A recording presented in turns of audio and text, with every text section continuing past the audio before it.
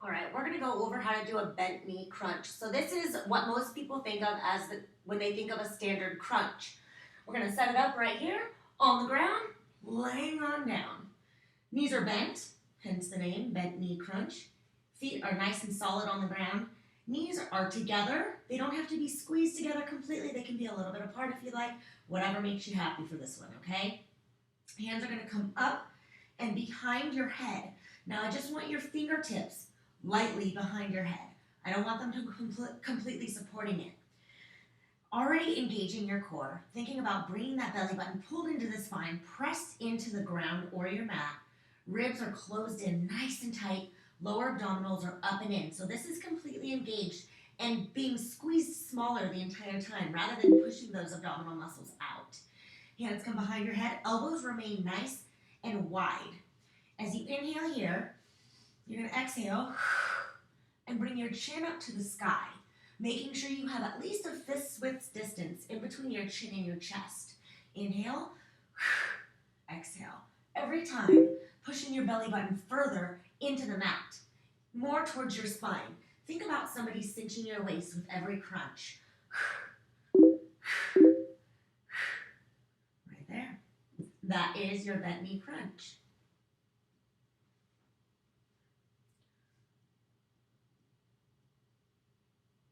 Supine in and out. So supine simply means laying on your back. So we're going to be laying on our back right here, and we're going to be going in with the knees and out. In and out. You can have your hands here. You can even have them back here for more support. Now the whole time you're doing this, once again, I want you to bring that belly button pulled into your spine. You're going to inhale here. Exhale as you bring it in and bring your belly button closer into your spine. Ribs pull in towards that belly button, almost closer to your hips. Lower abdominals are pulled up and in. Inhale, exhale, making sure you keep your shoulders away from your ears. If you want more, you put your hands right out here in front of you. You can speed it up if you want. It actually works a little bit better if you go nice and slow.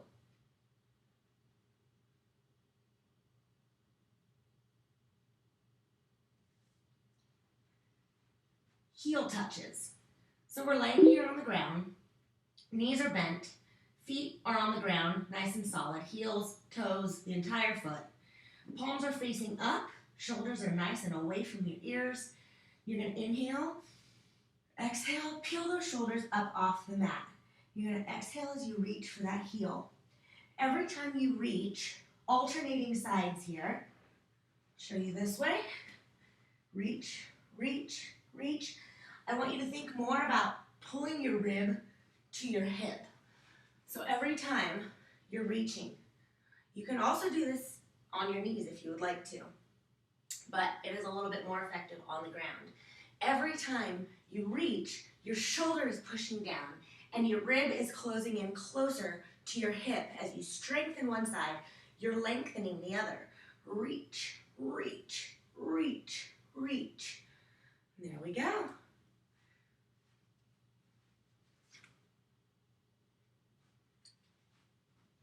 Flutter kicks. So with flutter kicks, you're just going to be laying on your back once again, right here. Legs are going to be extended out this time.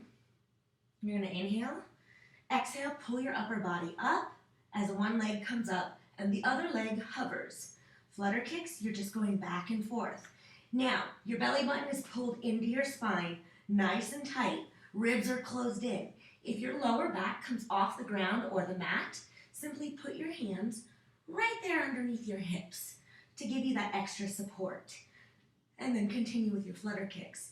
If you need to bend your knees to help modify for the time being as you build that core strength, that works just as well. Keeping your shoulders away from your ears and just kicking with those legs.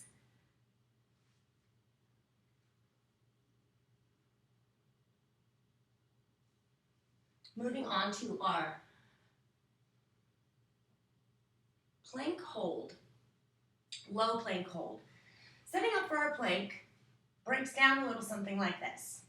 So, low plank hold is going to be on your forearms. You can do this either on your knees or on your toes. If you know you're not good at planks already, start with them on your knees. They're still very, very effective. But if you've been doing them on your knees for a while, or maybe you know you can do a full plank on your toes, but it is challenging, I always want you to challenge yourself. So your shoulders are directly over your elbows right here. Your forearms are on the ground, palms facing, or you can grip them together here. Your belly button is pulled up and into your spine. Shoulders are almost closed a little bit. So think about it like this. You're pushing away. You almost have like a horseshoe right here, giving you that extra support through your core.